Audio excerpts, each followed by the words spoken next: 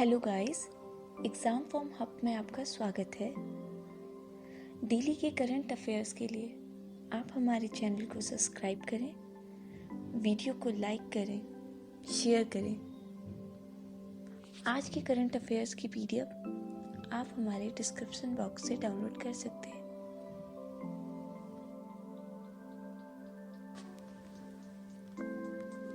Marcelo Rebelo D सोसा किस देश के राष्ट्रपति बने हैं? सही उत्तर है पुर्तगाल। मार्सेलो रेबेलो डी सोसा पुर्तगाल देश के राष्ट्रपति बने हैं। पुर्तगाल यूरोप महाद्वीप में स्थित है। राजधानी लिस्बन, करेंसी यूरो, प्रधानमंत्री एंटोनियो कोस्टा।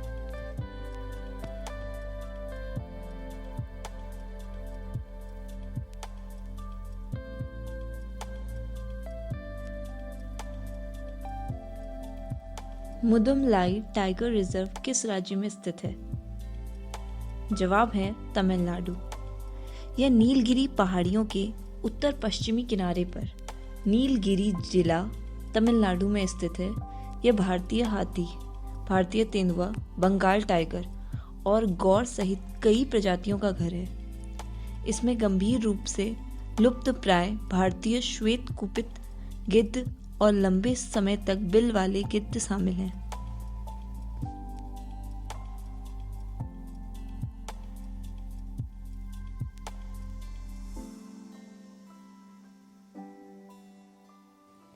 हाल ही में किस देश ने एक नई मसौदा आर्कटिक नीति का अनावरण किया है? भारत। भारत ने एक नई मसौदा आर्कटिक नीति का अनावरण किया है, जो आर्कटिक क्षेत्र में वैज्ञानिक अनुसंधान, खनिज तेल और गैस की खोज और स्थायी पर्यटन का विस्तार करेगी।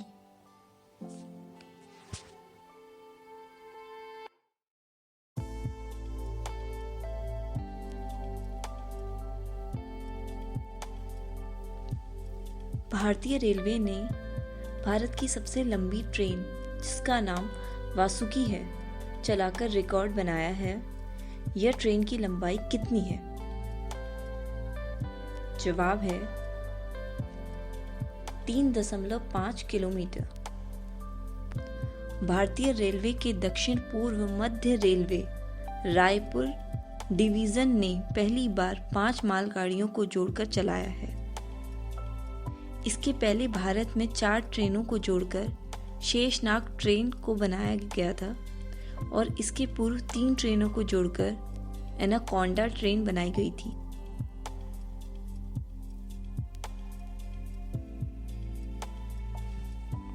वित्तीय कार्यवाही कार्यबल का मुख्यालय कहाँ स्थित है? इसका जवाब है पेरिस। यह G7 की पहल पर 1989 में स्थापित एक अंतर सरकारी निकाय है, जिसका मुख्यालय पेरिस, फ्रांस में है। हाल ही रिपोर्ट के अनुसार संभावना है कि पाकिस्तान को अगले महीने वित्तीय कार्यवाही कार्यबल की ब्लैंक लिस्ट में धकेल दिया जा सकता है, क्योंकि यह आतंकवादी संगठनों को वित्तीय सहायता देना जारी रखे हुए है।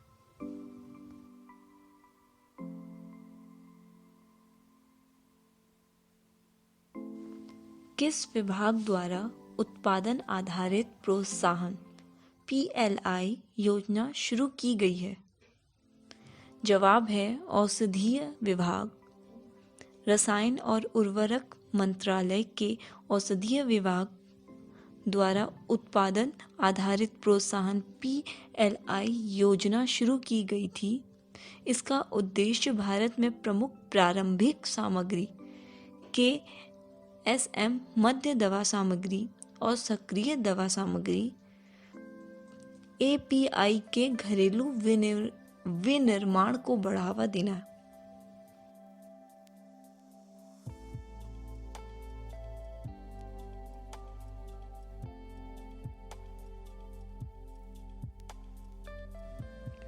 अंतर्राष्ट्रीय ग्राहक दिवस कब मनाया जाता है? जवाब है 26 जनवरी।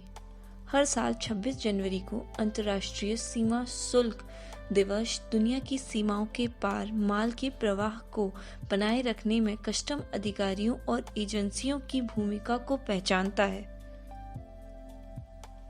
इस दिन विश्व सीमा शुल्क संगठन WCO के सदस्य भी अपने प्रयासों और गतिविधियों का प्रदर्शन करते हैं।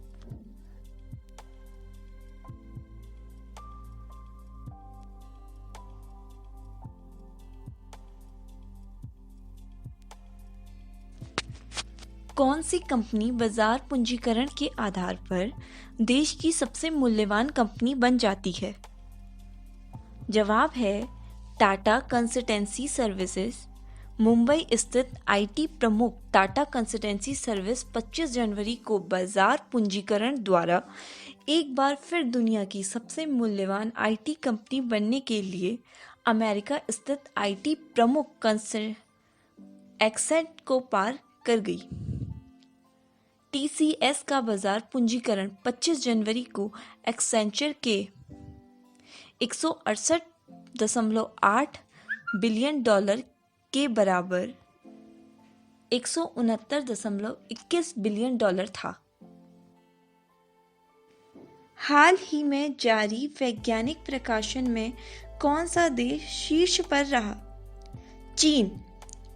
चीन जो वैज्ञानिक लेखों में सभी वैश्विक प्रकाशनों का 20.67% है, शीर्ष स्थान पर है। इसके बाद अमेरिका 14.54% है। चीन में 2008 में वैश्विक वैज्ञानिक प्रकाशन की संख्या 2,49,049 से बढ़कर 2018 में 5,28,263 हो गई, जो 7.81% प्रति वर्ष की वृद्धि दर पर है। जलियांवाला बाग शताब्दी स्मारक पार्क की आधारशिला कहाँ रखी है? इसका सही जवाब है अमृतसर।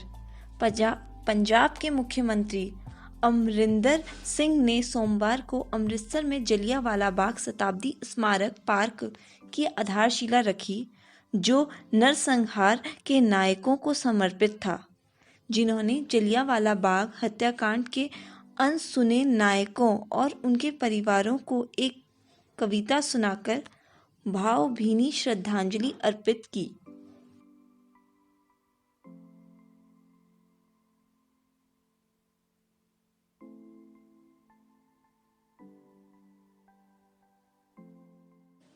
वायु गुणवत्ता प्रबंधन आयोग CAQM ने कितने वर्ष पुराने सुप्रीम कोर्ट अनिवार्य पर्यावरण प्रदूषण नियंत्रण प्राधिकरण EPCA की जगह ले ली है? जवाब है 22 वर्ष। दिल्ली NCR के लिए CAQM वायु गुणवत्ता के लिए निर्णय समर्थन प्रणाली स्थापित कर रहा है। इसमें एक वेब और भौगोलिक सूचना प्रणाली GIS के साथ साथ मल्टी मॉडल आधारित संचालन एवं नियोजन निर्णय सहायता ट्रल भी होगा।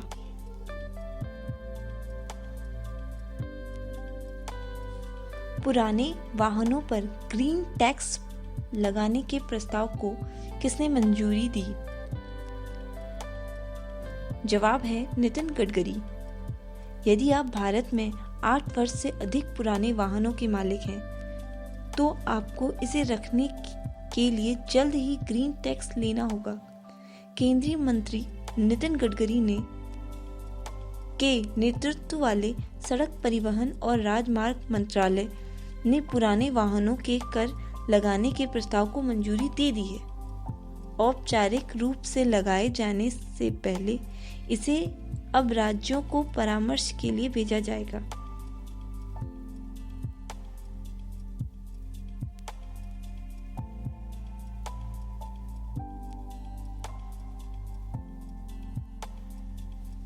हाल ही में भारत सरकार ने किसके नाम पर वार्षिक आपदा प्रबंधन पुरस्कार स्थापित किए हैं? सुभाष चंद्र बोस। भारत सरकार ने आपदा प्रबंधन के क्षेत्र में व्यक्तियों और संस्थानों द्वारा किए गए उत्कृष्ट कार्यों को मान्यता देने के लिए एक वार्षिक पुरस्कार की स्थापना की, जिसे सुभाष चंद्र बोस आपदा प्रबंधन पुरस्कार के नाम से जाना जाता है।